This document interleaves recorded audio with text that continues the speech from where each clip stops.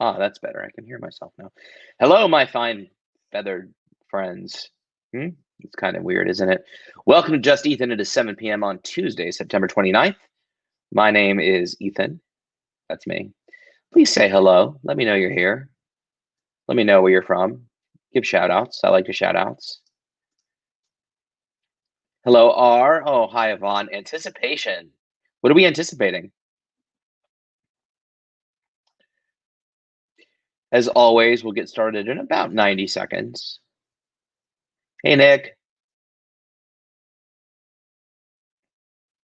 You. I anticipate me too sometimes. Well, thank you, Yvonne. Hi, hi, hi, hi, hi, hi, hi, hi, hi. I'm from Georgia. Hi, Katie from Georgia. She's very excited. Alexander Anthony, Philadelphia. Philadelphia? Did you just call us feathered? I may have called you feathered. Oh, Nick, I'm not anybody's hero. Hi, Melanie. Hi, Deirdre. Alexander is from Philadelphia. Phil 4. Is that like the cool way to say it? I don't know. Kelly from Wisconsin. There's Snow from Portland. What's up, Snow? Nicole. Hi, Nicole. Left-handed wave. Hey, Edu. I hope you're doing well as well. Hope everyone is doing well tonight. We'll get started in just about 20 seconds. Watching from Northern Ireland. Hi, Enya. You know, I've never met an Enya. I've always listened to Enya. I don't think you're that Enya, but I love that name. So, hi, Enya. I hope you're well. Hi, Dave. Good to see you. Stacy Hirschman, what's up? Phyllis from Oklahoma in the house. It is 2 minutes past the hour. Lizzie lives in Philly too. So we have two Phillyites. Hey, Marty in DC. Hope you're doing well. All right. It is 7:02 p.m. Let's get rolling. Please continue to say hello. I'm named after the singer. Oh, really? That's awesome. I love that. I listened to Enya since I was a kid. She really, strangely enough, when I was really struggling with, hey, it's Nikki, and it's her birthday. Oh my gosh. All right. Well, we're going to have to sing happy birthday to Nikki. I'm going to sing happy birthday to Nikki really quickly. But what I was going to say, Enya, was that, when I was really struggling with OCD, when I still struggle with anxiety, I always I always put on my Enya. It always relaxes me. I literally have every song that she's ever made. I could play every song on piano. So that's awesome. I love that your parents named you after Enya. I'm assuming your parents named you after that and it wasn't, just some split decision on your. Okay, real quickly, before we get started, we have to sing happy birthday to Nikki. Nikki's in Dublin. She's an awesome person, always on the live streams and super supportive of everyone. So I will do my best to sing in key. Here we go. Happy birthday to you. Happy birthday to you. Happy birthday, dear Nikki. Happy birthday to you. And Yvonne was on the 20th. Sing to me too. This is really stressful. Okay. Happy birthday to you. Happy birthday to you. Happy birthday, dear Yvonne. Happy birthday to you. Belated birthdays are faster. It's just a rule. Okay. I hope everyone is having a great birthday. Anybody who's had a birthday this year, happy birthday. But no, sincerely, happy birthday to Nikki. Happy birthday today. I hope you've had a great day. And Yvonne, happy birthday to you a few days ago as well. Love the love in the house. Lots of love for everybody. I'm always a fan of that. All right, so let's get started. Tonight's topic is, why does getting better give me anxiety? I bet we can all relate to this to some extent. Before we dive in, let me just go through all the usual. As you know, my name is Ethan. I'm the National Ambassador for the International OCD Foundation. This town hall is intended to serve as educational content and is not intended to replace therapy, because I'm a therapist. For treatment-related questions, please be sure to work with your local provider or contact a local clinician. The International OCD Foundation is not a crisis hotline and should not be used if you are in distress or feel unsafe. If you're in a crisis or you're ever feeling suicidal, unsafe, please go to your local emergency room, call 911, or call the suicide prevention hotline at 800-273-8255. Right there. We always want to be respectful and kind of others. This is a public forum. We'd like to create as safe a space as possible, but also know that we are on all of the streaming services live, and they will live there for at least seemingly a long time. So just be cognizant of that fact, be supportive, be caring, be loving, be kind. Um, and we will do our best to create as safe and a beautiful a space as possible. All right, with that, welcome everybody to another edition of Just Ethan. In case you're wondering, my name's Ethan. It's just me. And I'm excited about tonight's topic. I hope that you all can relate to some extent. I know I can relate. I'll start diving in and we can throw out some conversations and some questions. And then we'll throw out lots of questions. So if you got questions, please load them in. But let's have a discussion as we always do and see where we go. Hey, Not Alone Notes is here. We love Molly and Morgan. They're awesome. I also want to read Blaine. Hello, I'm Blaine from Kenya, founder of iConnect Sustained Leadership, community-based organization. DM contact for details. Easier to reach out. Hi, Blaine. Thank you for joining us from Kenya. That's pretty awesome. Let's see, because it changed. Okay, so I already said the title, and Christina wrote, because it is change and it is uncertainty, so uncomfortable for anybody, but OCD is torture to change. What an interesting comment. And you're absolutely correct. Change is really difficult for OCD. OCD does not like change. Those of us with OCD aren't crazy about change per se.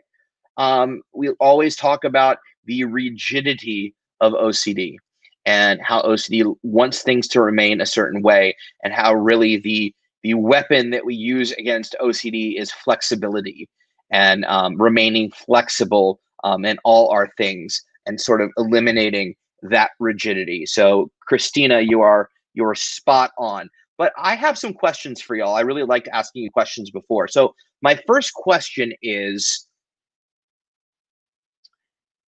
what does it mean for you to get better? And I don't mean what does it mean for your OCD to go away or your thoughts to go away. I mean, what does it mean? What happens if you get better from OCD? What are you excited about, or what are you afraid of? Let me throw that out to start.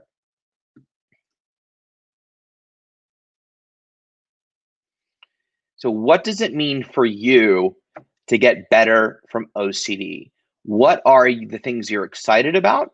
And more importantly for this discussion, what are your fears about getting better? And you're welcome, Nikki. The crappy times that are familiar are less scary than walking into the unknown. That's absolutely right. So Nick wrote, the crappy times that are familiar are less scary than walking into the unknown. The devil you know. The devil you know, right? The devil you know, the discomfort, the pain I know now is less scary than the pain I don't know in the future. It's familiar. It's familiar discomfort and it's familiar pain. And as uncomfortable as we are with it, there could be worse out there. So maybe we're willing to sit and just be okay with the misery that we're experiencing now. Great point, Nick. Lori wrote, thoughts in my mind aren't constantly redundant. Christina wrote, who am I without OCD? What a great comment also. Who am I? What am I without OCD? Who is your relationship to OCD? What is your relationship to OCD? How do you identify with OCD? And is OCD your identity? Because for a lot of people, it's very hard to separate the individual from OCD, especially when you're in the midst of it, right? So great comments, Nick and Christina. Yvonne wrote, if I get better from contamination OCD, I won't be as cautious and might catch COVID. And you wrote, I want to be able to stop doing compulsions for good. Katie wrote, fearful that I never actually had OCD and that I'm actually everything I fear. That's powerful. Fearful that I never actually had OCD and that I'm actually everything I fear. If I got better from OCD, then what if I was just crazy? Or what if I had the thoughts because that's really the person that I am? I really am a horrible person. I really am a pedophile. I really could be a murderer. Those are really the things inside me. It was never actually OCD. As long as I have OCD, those things are not true. I take more chances with uncertainty. Absolutely right, Thomas. Totally agree. Everybody's agreeing. You guys, oh, this is awesome. I think I might miss magic thinking aspect of number of sessions. I'm not there, but I'm afraid of being better and getting worse is where I am now. My biggest worry is that I'll never get the answers that my OCD seeks if I want to get better. Everybody, so wow, there's so many great points here. So let's talk a little bit about this. Deirdre wrote, how do I act if I do not have OCD after 60 years? That's a great point. Identity, right? How do I act if I do not have OCD after 60 years? Who am I? What will I be like? Am I good enough? So these are all amazing points, and I really should have taken notes. I'm going to go back and talk on some of these points, and then please keep climbing in, commenting in. Don't climb anywhere. That's weird.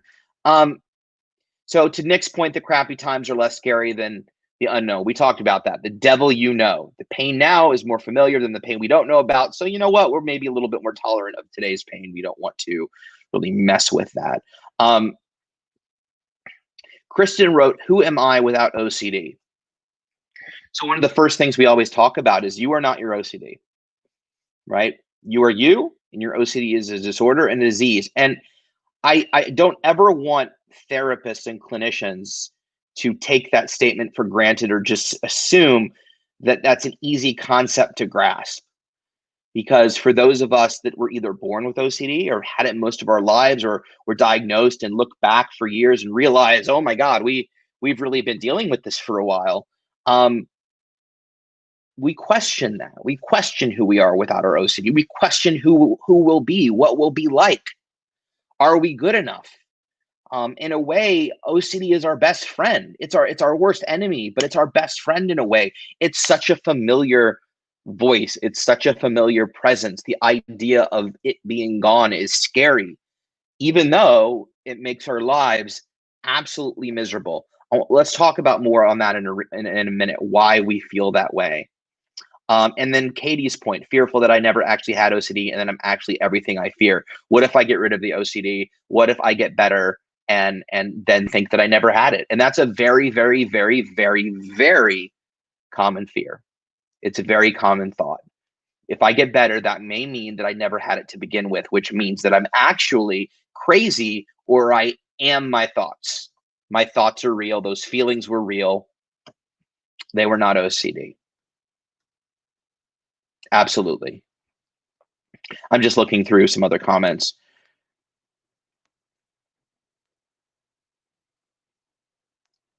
Yeah, Sean wrote, so Sean Shinnick, draw your monster, dear friend, wrote, my anxiety is my watchdog, reminds me that I don't like the thought. If I have the thought without alarms going off, what kind of monster does that make me? Exactly. Exactly.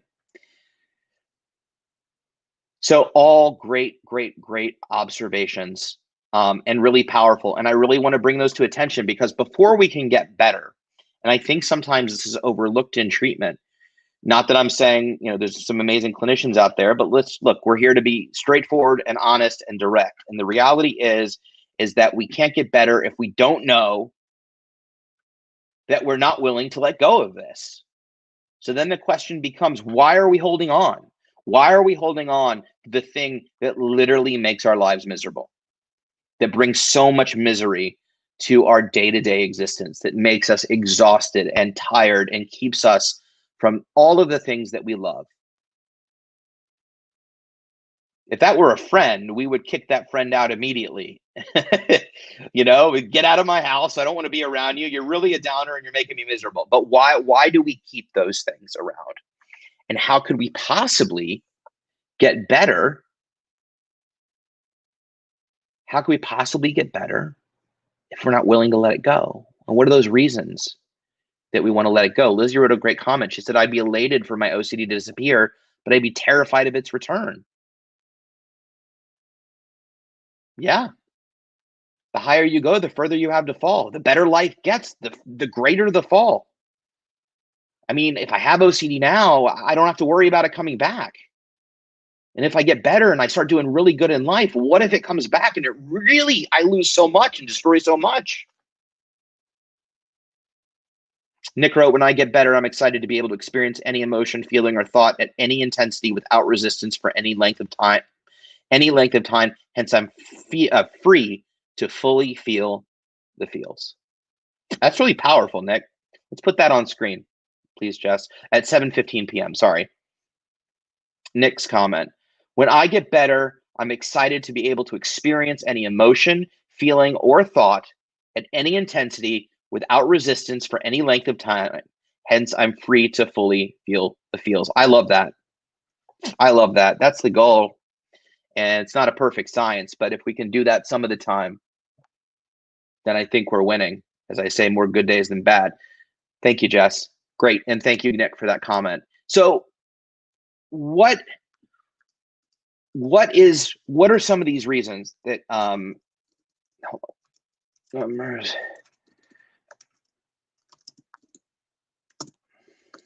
apologies. So the question then becomes, how do we let go of these things? So the fears are so terrifying that getting better is scarier than holding on to the OCD. That's such a massive, major, important realization to have. And I've said it just a few minutes ago, but I'm going to say it again. It's a really important realization to have, because ultimately the therapy, you can't engage the therapy if you're truly not willing to let go. Let go. Let go. So all of the things we're talking about here are called secondary gain. They are the benefits of having OCD. And secondary gain is not unique to OCD. There's secondary gain in a lot of things. But secondary gain in OCD means, what are the benefits of remaining ill with OCD? Are they, when I was really struggling in my 20s, not yet unfunctional completely, I was still working, but I was very much suffering and very much struggling. Anytime I had a good day, it was really important for me to let my parents know that I was still sick and that I was still having lots of OCD thoughts. And even though I looked like I was doing okay, I was still really, really miserable. Why was that important for me to tell them that? Why was it important for me to let my parents know that despite how good things looked on the outside, I was in immense pain and suffering on the inside? And the OCD was still there and still screaming. For me, it was this fear of what it meant if my parents, who I lived with, because I was scared to be away from them, so I was in my 20s living at my parents' house. Deirdre wrote, because you still wanted some help, but not the right help. Yes, I still wanted therapy, but I couldn't fathom the responsibility of wellness is overwhelming. What a beautiful statement, Nancy. The responsibility of wellness is overwhelming. 1,000,000,000%. I was so afraid that if somebody thought I was well, that meant that I wouldn't be able to live at home, that I'd have to take over all my bills, that I'd have to take 10 jobs, that I would have to take on the responsibilities of an adult, but not be able to because I had severe OCD. And so I could never totally get well because I had the OCD. And so I could never let that happen, because what if it did? There's no way I could possibly handle that. The responsibility of wellness is overwhelming. I love that. If you stole that, don't tell anybody, Nancy. And if you made that up, you're a genius. I love that saying. The response, I'm copying and pasting it, and I'm going to use it as my own in 2 years when everybody's forgotten that you said it. I'm kidding. The responsibility of wellness. For me, my secondary gain was I did want to get better from OCD, and I was in treatment, albeit the wrong treatment, but I was in treatment. But I knew, oh my God, if my parents think I'm well, they're going to kick me out. I'm going to have to support myself fully. I'm going to have to take care of myself. I'm going to have to do all this stuff that I'm not capable of doing because I am broken because I have OCD. That was my secondary gain. That was my reason to hold on to OCD. I could get well to an extent, but as long as I held on to a piece of it, then I knew, even if it wasn't conscious, even though it wasn't necessarily Nefarious. That wasn't the word. That's too big of a word. I don't like to use that word. But even if it wasn't, I wasn't doing it on purpose, right? But I held on to it because I knew if I could just keep a piece of it, then I wouldn't be overwhelmed with responsibility. So they wouldn't dump stuff on my plate that I thought I wasn't capable of handling. What is your secondary gain? What is the reason that you may not be willing to let go of your OCD? A lot of you made some great statements above. Is it a fear that you may have been crazy all along and that your thoughts were real?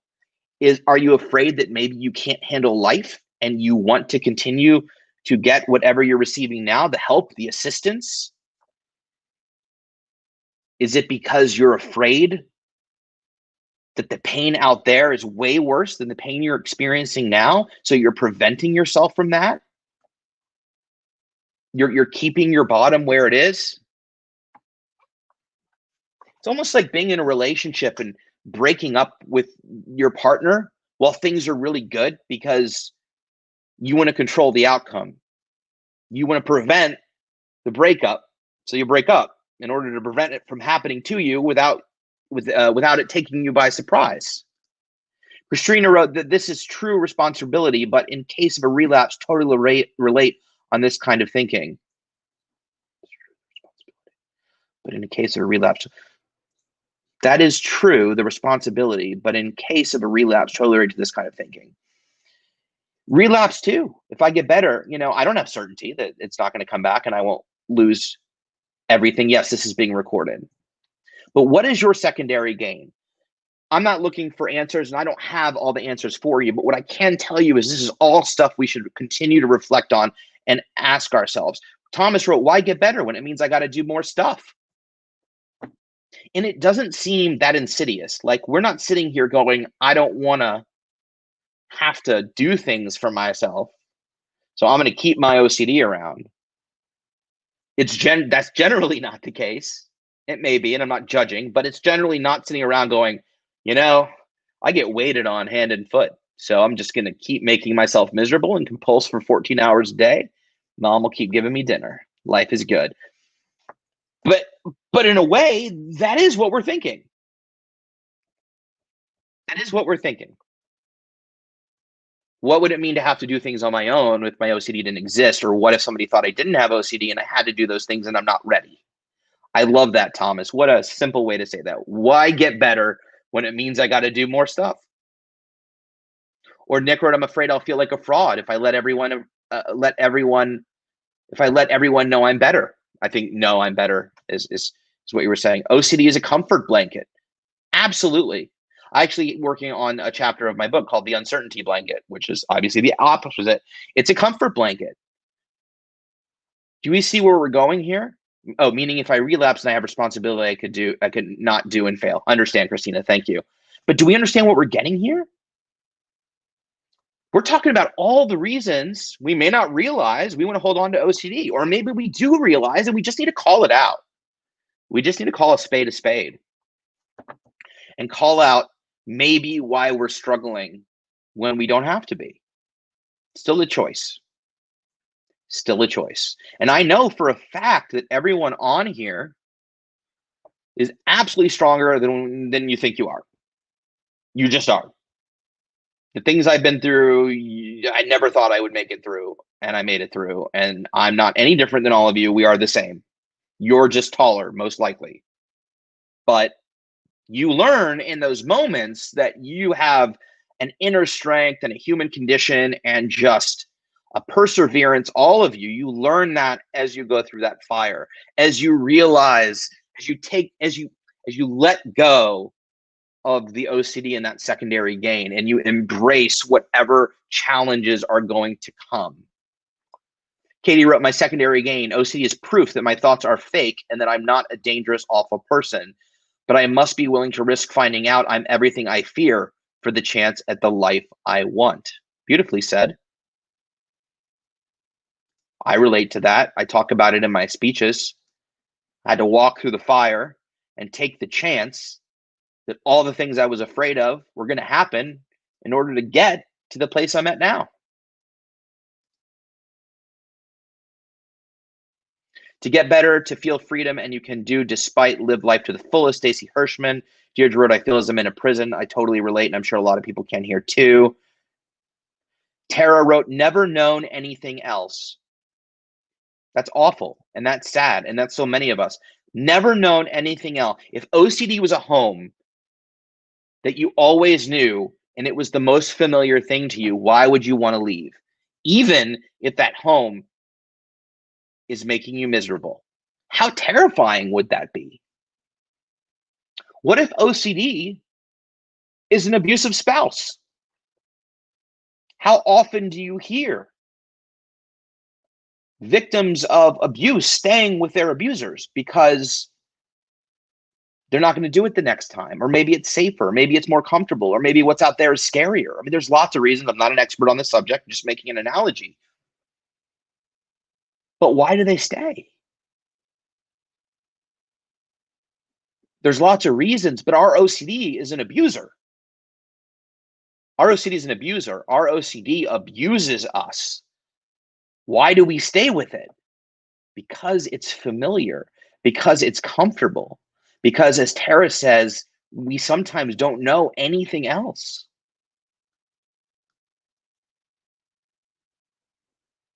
Thomas wrote, you think you have to have your comfort blanket until you drop in and realize how much more you can do with the free hands you used to hold with. Beautiful saying, Thomas. Yes. Free hands, free mind. Tara wrote, can I say something about choice and OCD? I was just talking about this with someone special last night. Yes, please. Leave a comment, Tara, unless that was it, but leave a comment. So let me keep going with this. So what does getting better look like? Well, getting better could look scary. Who am I without OCD? What do I do without OCD? Is it more painful out there? What kind of responsibilities will I have to take on? Can I manage those responsibilities? What if I'm a failure? We just listed a whole bunch of reasons. What does it look like to get better? And all those reasons are actually reasons. Let's reframe that. These are reasons I don't want to get better. These are reasons I don't want to get better. I'm not saying they're totally conscious, but they're there. These are reasons I'm afraid. Let me rephrase that. These are reasons I'm afraid to get better. These are reasons I'm afraid to get better. Nancy wrote, some of this comes down to lack of self-esteem. Absolutely. These are all complex, layered issues. There's not one answer to any of this, and all of our situations are unique. We all have OCD. The OCD itself is not special. It is not unique, but we as individuals are. And our situations within those are our own.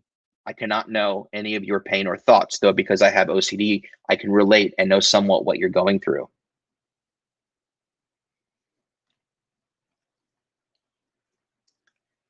So what does it mean when the people closest to you think you're not struggling anymore?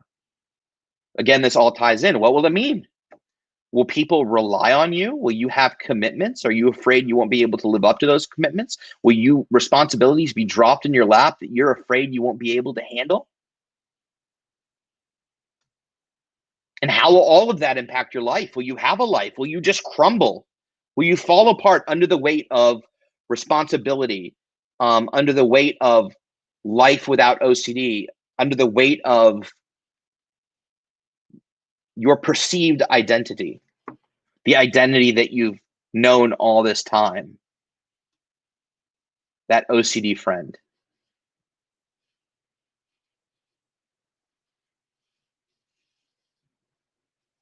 So the bottom line is this is a process, and we talk about this all the time. This is a process. And therapy is the process. Therapy, treatment is the process to go through. And there's no jumping in. It doesn't have to be jumping in. It's not an overnight fix. So it feels scary. It feels intimidating. It feels terrifying. It feels all the feels. I don't know why. Oh, that was weird. But all the feels. But it's the goal is to do a systematic approach to getting better. And as you integrate this systematic approach, this exposure response prevention therapy, acceptance commitment therapy, even if you're doing dialectical behavioral, as you integrate this, you start to integrate pieces of these scary life things in as well.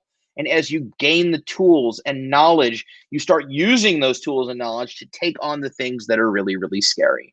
And over time, you start to get better. But it is so important to recognize all of the things we're talking about. And I really wish they were talked about more. We really have to identify, yes, the reasons we want to get better. Values, values, values, values, value. I ran out of fingers, but values. We always identify the values. Absolutely. What's important to us? But we also have to recognize, in some cases, not everybody's case, but in some cases, why are we holding on to OCD? Why are we holding on to it?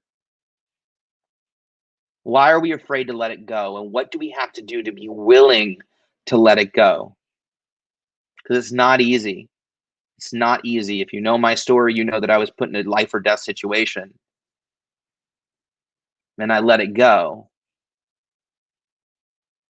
And it's why I tell my story. So I don't have answers. I just want to I want to reflect on this, because if you're in treatment, if you're in therapy, if you're struggling to get better from OCD, perhaps this is a piece of that puzzle that you can now fill in. Start to reflect and identify why you're holding on so carefully, so hard, so passionately. Why are you holding on to it? And do you really want it? And the benefits of getting better. So people should be talking about, who am I without my OCD? People should be talking about identity. People should be talking about what it means to not have the thoughts. Does it mean that I am crazy? Does it mean that the thoughts and the feelings were real? Or does it just mean that OCD is a chronic, no biological disorder that you can get better from, not cured right now, but better from? And some days you'll have thoughts and some days you won't. And all it means is that's the nature of OCD. Let me go back to Tara, because she asked me if she could ask a question. She wrote, I used to thank all my therapists for helping save my life when I was a child, and they told me that I was the one who saved my life. Until now, I don't know why. It's true you have a choice to do the ERP and not cheat or do rituals. It's such hard work. I used to cry for the whole 3 hours of exposure therapy for my emetophobia, which is fear of vomiting, if anybody didn't know what that word means. But I knew it would kill me eventually, at least emotionally. It's similar to addiction, as in, why change? It's hard. Yes, the life you live when sick sucks. And unfortunately, it cuts it off here. My best thing I learned and teach people now is attainable goals for some of us that have been showering, eating, talking fat 1 point. Sorry, I didn't really know that. But yeah, you have a choice. And it's interesting that you use that point, Tara, because I was actually going to say, when I was telling my story about my life or death situation, that I don't ever feel like, and this is my own thing to deal with, I don't feel like I chose that. I feel like that it was forced upon me and I got better, but somehow I was lucky. I was fortunate because I was put in that situation and I didn't really make that decision. I just went through it. Like I saw these people get better in therapy and I couldn't. And then they put me in this situation and I pulled through, but I don't ever feel like it was my choice. It was my choice. I understand that logically. I chose to get up. I chose not to lay there. I chose to do all the things I was supposed to finally. But why was it so hard? Why did it take so much for me to get to that place? And I have my own answers, but just, it's very interesting that because I felt the same, that my therapist saved my life and they would say the same thing to me, for sure. These are great comments. I wish I could get to all of them. But anyway, let's also open it up. We have another half hour. Let's open it up to questions. We can keep talking on this subject. Ask anything you want. I'm going to kind of scroll down here. And see what else everyone is saying. Stephanie wrote, agreed, I have OCD since age 9. I completely agree that the thought of leaving, it's scary. It's scary to think, if I get better and use my tools given to me, how much more time will I have? How will I use that time? I think I subconsciously think about this. Absolutely. Absolutely.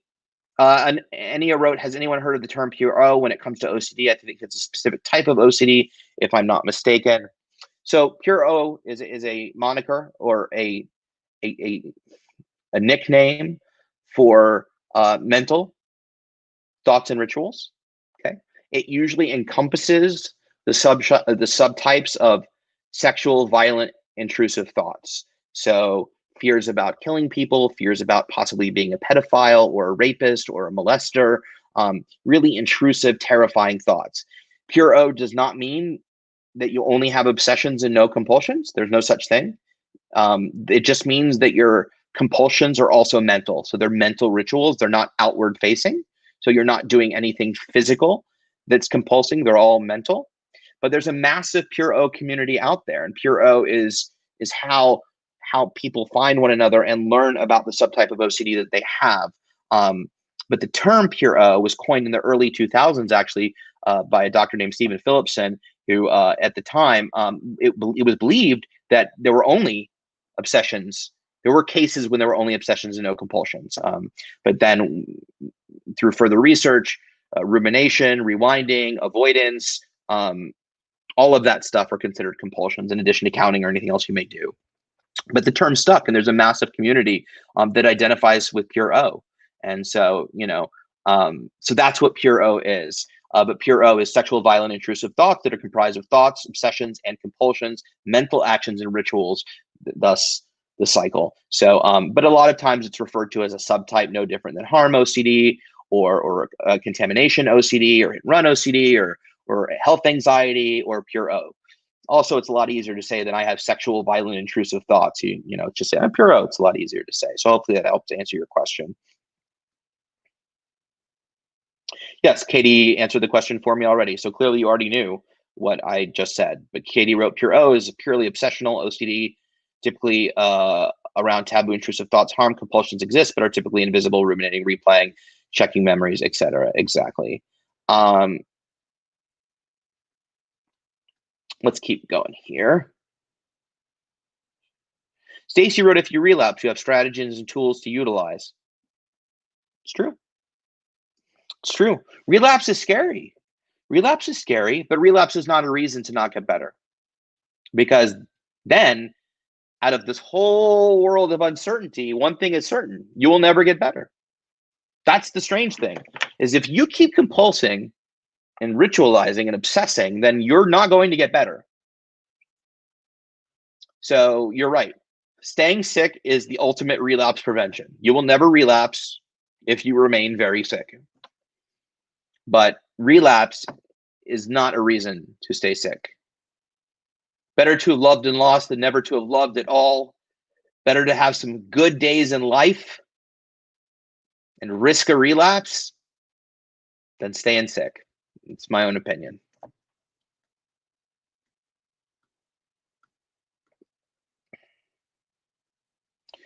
Ellery, what a beautiful name.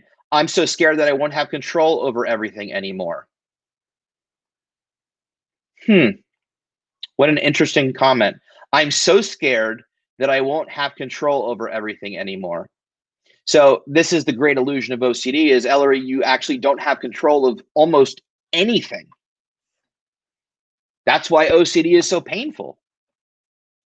The only thing we as human beings have control over, the only thing, is our focus and our behavior. That's it. It's the only thing we have control over, is our focus and our behavior, not our thoughts, not our feelings. We can focus our thoughts, but not our thoughts, not our feelings.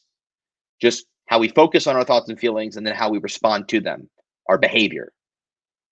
Everything else we have no control over. Rain, shine, snow, car accidents, good times, bad times. We have no control over that. But OCD wants us to have control over everything.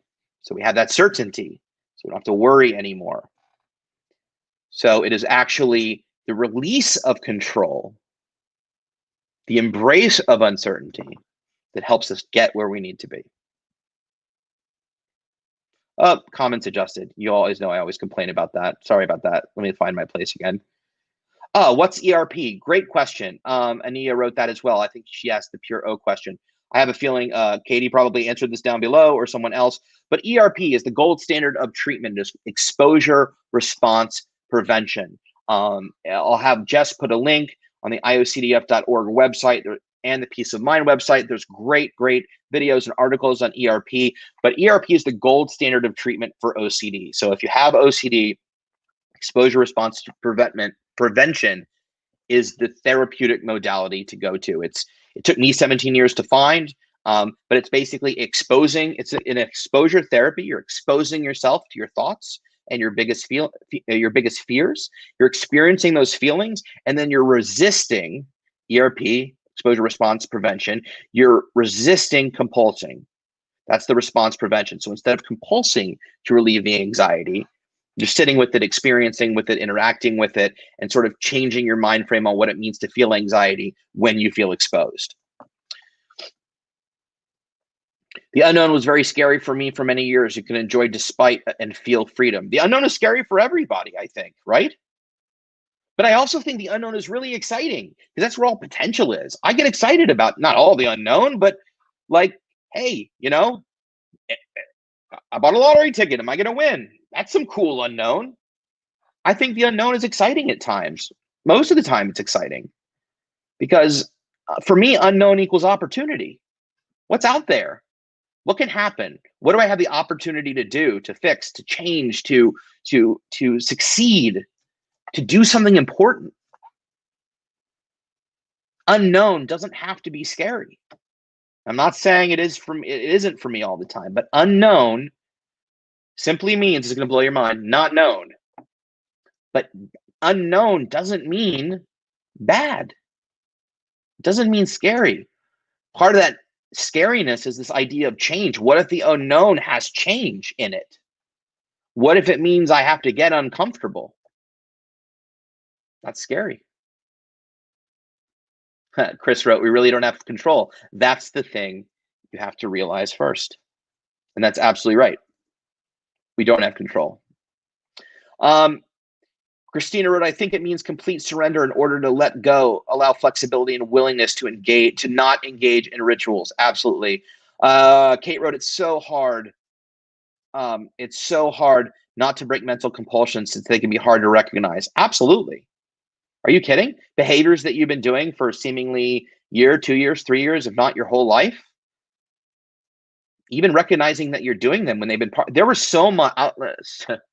So I went to, when I first found my therapist who did ERP after 17 years, I had one of my first appointments and we were talking and I was fresh out of a psychiatric hospital. I was really, really sick. I was not functioning, but I was trying to save face in my session, you know, pretending I was better than I wasn't. And one of the things she would tell me, she's like, oh, you're really sick. You have really bad OCD. And I was like, well, not all the time though. She's like, what do you mean all the time? I'm like, well, I mean, I work, I do stuff all the time. At the time I was acting, I was shooting commercials, shooting movies, shooting TV shows. So when I'm doing that stuff, I'm well. I'm only sick when, like, you know, I'm stuck at home and I can't do anything because the OCD is really bad. And she started asking me questions like, well, what do you do during the day when you're shooting on these really functional, healthy, non-OCD days? Well, I took my temperature 100 times. I called my mom 75 times. I worried that I was going to throw up or die or get someone else sick or ruin the entire production. I was never present and I had a miserable time.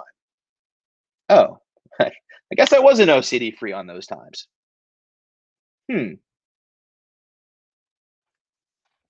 So yes, they can be hard to recognize, especially when you don't know you're doing it, or you don't realize that it's OCD, or you have a preconceived notion of what OCD looks like.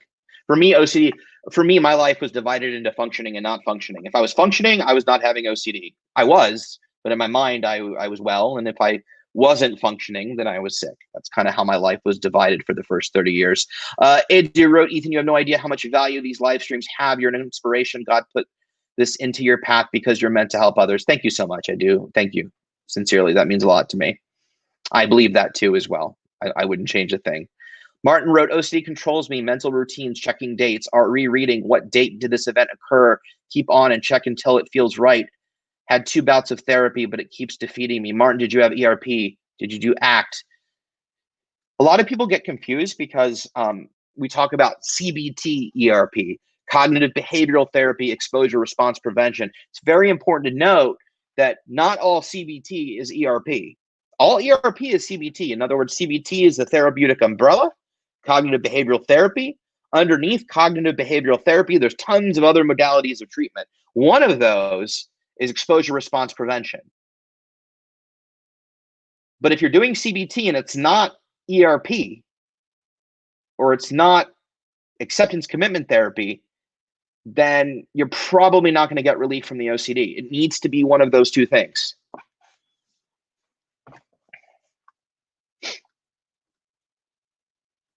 Many people need rounds of intensive. I did Houston and Boston, still working on it. Absolutely. Great point, Christina.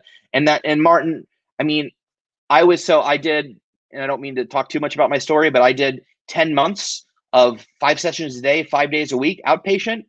And that was enough. So then I went to residential for 2.5 months and was in Boston, as Christina was, for 2.5 months. And then I got kicked out of Boston and lived on the street and got therapy. And that's the thing also, you guys, is this is a process. I keep saying the word, it's a process, but it's a process. Do not put a time frame on this. Do not put a timer or a clock on yourself. It will only defeat you. I'm not saying you can't get better quickly. All I'm saying is it's different for everybody for a myriad of reasons. There's a gazillion variables as to why somebody maybe get better quicker than somebody else. But at the end of the day, it's all baby steps. And every step forward is a win, no matter how minimal you think it is. So identify the wins, even if they're small, because you're going to hold yourself to a higher standard. So you're going to brush aside your wins and really pay attention to what you didn't do, and then beat yourself up for that and then get depressed. So identify the wins. If you've been in bed for 2 months and then you got up a day and took a shower and that's all you did, that's a win. That's a win. Did you go to work, make dinner? No. But no, that's a win though. Do not compare your wins to other wins, and do not compare what regular people do to what you're doing. In other words, regular things during the day aren't easy just because other people with OCD do them. So OCD sufferers, individuals with OCD, have a tendency to beat ourselves up because we take 8-hour showers, or we can't clean our room, or we have trouble getting dressed. Well, those are normal things that normal people do and don't have trouble with.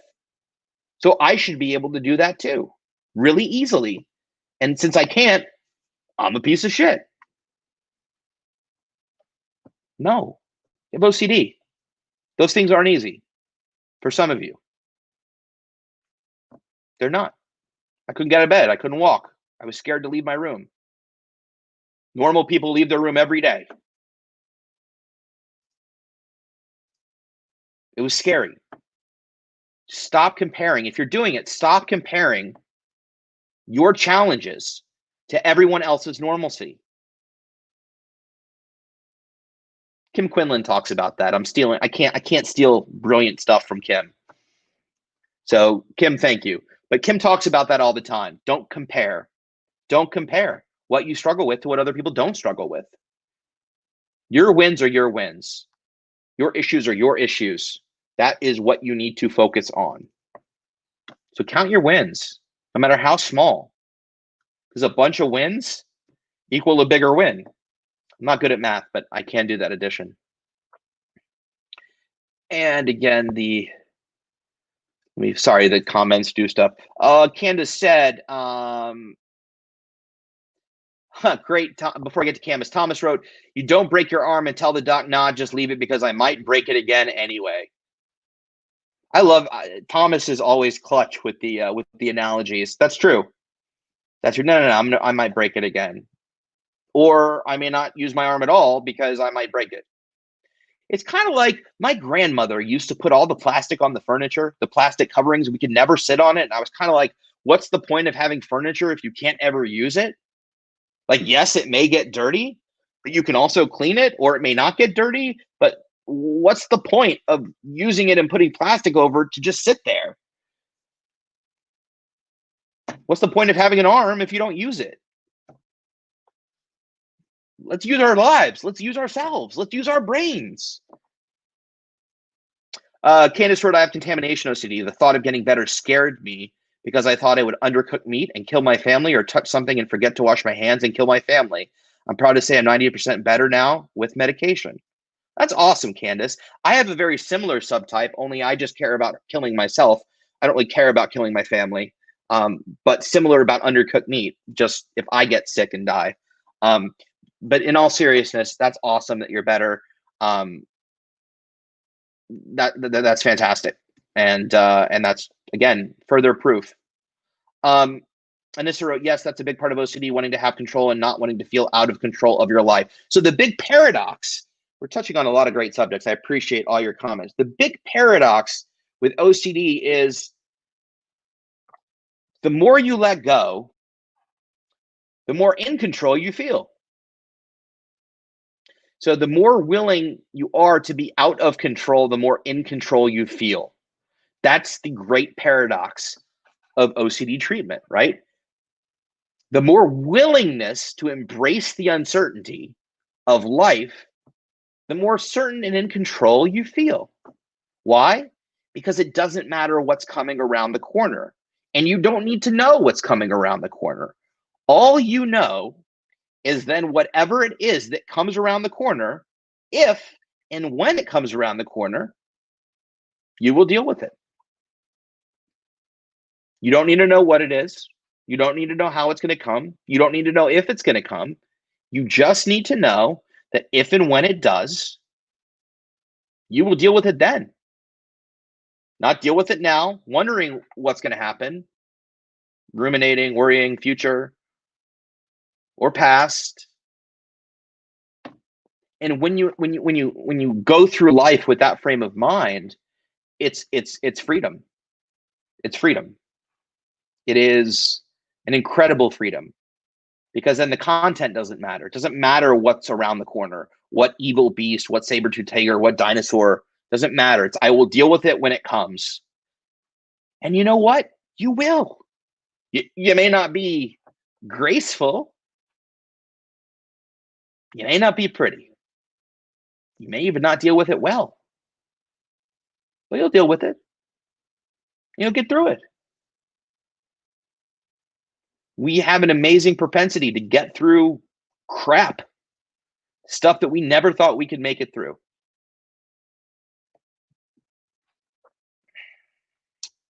At 7:41, just posted some links to ERP. So Ania, if you want to read about ERP, feel free to click on any of those links. Also, some great videos. Tara wrote, it takes what you love and tells you that you can't have it. A certain food, sleep, happiness, a minute to breathe. It tells you that something bad will happen, almost like you make yourself suffer for some reason. Well, it's not some reason. You're making yourself, and you're not making yourself suffer. I think those are important things to note, is that the reason is you have OCD. OCD is making you suffer. So then you make choices to combat the OCD. And yes, 100% accurate. OCD attacks the things that we love most. OCD attacks the things we love most. That's why, you know, you talk to teachers and daycare workers and people who love kids, whose biggest fear is, what if I molest a child? Or people who love human beings and being in human services and being afraid they're killers. Or it always attacks. Wait a minute. If OCD attacks the thing you love most, does that mean I love food the most? Oh man, that's embarrassing. Anyway, moving on. That's a fair, right? If I'm worried about undercooked food, does that just mean that I love food more than anything else in life? Oh man. Anyway, I hope at least two of you got a laugh out of that, because it is kind of funny. But no, it attacks the things. And here's another trick, and I'm going to steal this one. I don't care if I steal this one because he's not watching. We had a therapist on a while ago, and if you're struggling to sort of find your your passion, your drive, what you're excited about, if you're depressed, if you're upset. A neat trick is because OCD attacks the things that you love, you can actually follow OCD back up to that thing you love. And so almost use OCD against itself and use the breadcrumbs that OCD has left to find your way back to the thing that it's trying to take away from you. So I know when I was deep in OCD and super depressed in so many words, really hard to identify what your goals are, what your values are, what your passions are, what you used to love and all that stuff. It just feels all cloudy and muddy and like you don't care and different. So you can actually track your OCD back to some of those goals and values.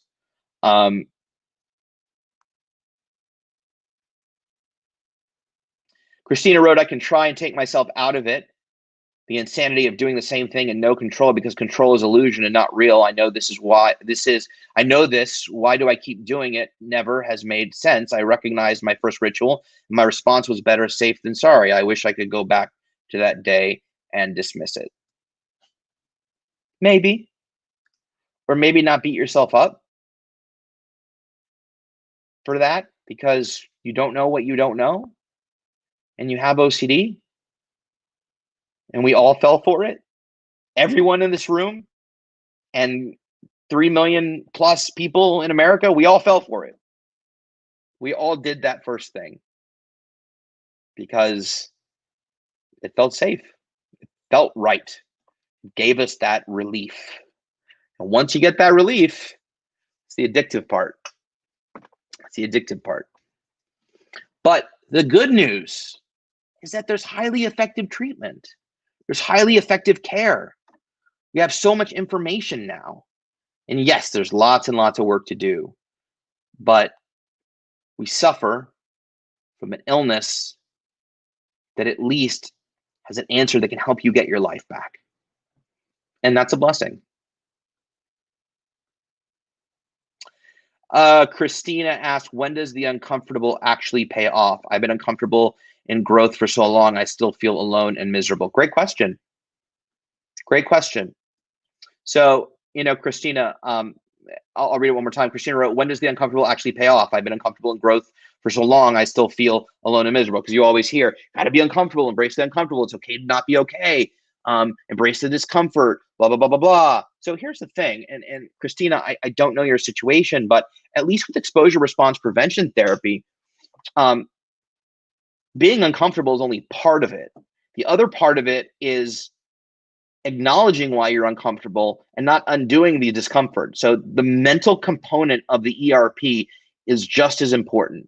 So there's a phrase in exposure response prevention, it's called white knuckling. And it's this idea of just grin and bearing it till the anxiety goes down. So you're exposed to your fear and then you just kind of muscle through it until the anxiety goes back down. And if you do that over and over again, you can do that for 10 years, you'll never get better. I'm not saying you're white knuckling, Christina. I'm only saying that the other half of ERP is the mindful portion of ERP, understanding your values, understanding that anxiety can't hurt you, understanding that the discomfort is only temporary, understanding why the discomfort is happening, and really, really, really wanting the discomfort. You bring it on. I want more of it. And I mean, like, sincerely want more of the discomfort. I don't mean like, yeah, give me more. I mean, like, I want it all. Make me uncomfortable. Make me scared. OCD, freak me out. Bring it on, bring it on, bring it on. The more sincerely you embrace those things, that's when the change really occurs. Just the grin and bearing it, or the kind of half-heartedly, like, okay, I'm uncomfortable, yeah. Like, you have to, for lack of a better word, scare the shit out of yourself with OCD treatment. You have to scare the shit out of yourself every day. Doesn't sound fun, but as you know, my quote, the pain you invest now is worth the pleasure the rest of your life. Hopefully that gave you some insight, Christina. We have 1 more minute. Let me quickly go to a quick question, one more question. Let's see here. We just adjusted. One last question. Sorry, I'm looking for question marks. But I don't see any question marks. All right. Well, I think that was a good note to end on. you guys have left some incredible comments, and I'm going to go back and read all of these. Oh, let me go to one more thing because I think Jess. Okay, thank you. Sorry, guys. I'm Jonathan's full comment. Okay. So ZD Escalante 750. Hi, I'm Jonathan. I'm 14, and I have a question about the obsessions. For me, sometimes it is very difficult to separate the reality from what is in your mind because my obsessions are very close and attached to real life things, like bad things happening to you, but they are very possible for me to happen. And the fears and thoughts have actually happened to me. But how do you know if you need to treat it like OCD when the obsessions have actually happened? My OCD is very tricky. Okay, I guess that's the whole question, Jess. So let me quickly address this because it's very so basically Jonathan is asking, it's difficult for him to separate OCD from reality. Oh yeah, okay. There was more, it got cut off. But that's okay. I have enough here, Jess. So Jonathan is basically asking, it's hard to separate reality from the obsessions because some of the obsessions are real, like real bad things can happen. So how do you know if you need to treat it like OCD when the obsessions have actually happened? Great question. And the answer is assume it's OCD. The reason I say that is because lots and lots and lots and lots of OCD symptomatology is based in real life. You may have something specific in mind. I'm sure you do. But people get food poisoning. I'm afraid of getting it. That's a real thing. People get COVID. People are dying. What if I get it? That's a real thing in life. People get murdered. People get hit by cars. Not all the things are completely, there are lots of things that are rooted in reality. I've known people with OCD that were afraid of accidentally mentally killing their parents and then their father died. The reality is that there are things that can happen. The question is, how much is your OCD impeding your life and what is it taking away? And is protecting yourself from that thing you fear more important than living your life? Now, you may say yes, because in my case, I was afraid I was going to die. So if I'm going to die, I'm going to protect myself from dying, which is living. But when you have a diagnosis of OCD, you can really get trapped in this idea of trying to discern what is and isn't OCD and what I should protect myself from and what I shouldn't protect myself from, and whether this is or isn't one of those things. That in itself can become a compulsion, right? The reality is shitty things happen. Bad things happen. Our fears happen. Most of the time, they're not caused by whatever we think it's caused by. They're not caused by putting on a blue shirt. It's not caused by not tapping 3 times. It's not caused by accidentally stepping on that crack. It's caused by life. And if that's the case, then we have to look at how much OCD is taking away from our own lives and how much we're willing to take back and the chances we're willing to take. And so I would ask you, Jonathan, but they are very possible to me, and the fears and thoughts have actually happened to me. I've had food poisoning before. I'm not at all equating. I don't know what your thing is. I'm not comparing. But one of my things is if I eat bad food and I get food poisoning and I die. I've had food poisoning. Well, if I've had food poisoning before, then why would I ever eat the thing that gave me food poisoning that one time? Incidentally, the thing that gave me food poisoning was Chicago deep dish pizza in Chicago. So clearly, that's not something I give up lightly. But I haven't. I haven't given it up. I ate pizza fairly soon afterwards. But that's not the point. The point is that really happened. I don't know why. Every time I go to eat something, there are thoughts flying around going, don't eat that. You don't know where it's prepared. Who made that? It might be undercooked. All those thoughts are flying around. I can listen to them or not. If those thoughts were flying around on that day, does that mean my OCD was right and I should have listened and protected myself? If I listen to my OCD every time my thoughts were flying around, all I would eat was Doritos. That's all I would ever eat. Because for some reason in my brain, those are really safe. And I would miss out on years and years and years of really good meals. This is clearly the thing I love most is food. But anyway, I would lose out on really good meals to protect myself from the possibility that at some point I may get food poisoning. Now, this is just an example. You can apply it to your own thing. And different things feel like they have different stakes. But I weigh it. If I start to avoid foods, I know where that's going to head. That's going to head back to my OCD getting unmanageable, and I'm not willing to go back there. So you bet your ass that I will choose to eat undercooked chicken or creepy things. I'm not saying choose to actually make undercooked chicken. I'm saying if I eat chicken and think that it's undercooked, I will eat it every time. And I will take the risk every time. I would rather throw up every night than go back to where I was before. Not willing to go back there. Doesn't mean that I don't compulse. It doesn't mean that I'm perfect at this. You already know I'm not. But I can't guard against everything that my OCD is afraid it's going to tell me. Because if I do, I'd have no life. So, Jonathan, this is clearly a piece that I'm passionate about. And I can tell you that OCD makes your life very, very small because you try to get certainty around everything. And you generally create the life that you're afraid of. People who have health anxiety, who are scared to go outside because they're afraid they're going to get sick, who are afraid to leave their room because it's not contaminated, that are afraid to leave their bed because it's safe, are spending 24 hours a day in bed. Guess who else does that? People who are sick. OCD creates the reality that you're most afraid of. Don't go there. It's not worth it. It's not worth it. All right, I rambled. Jess is looking at me like, dude, we need to wrap this up. It's past 8. Thank you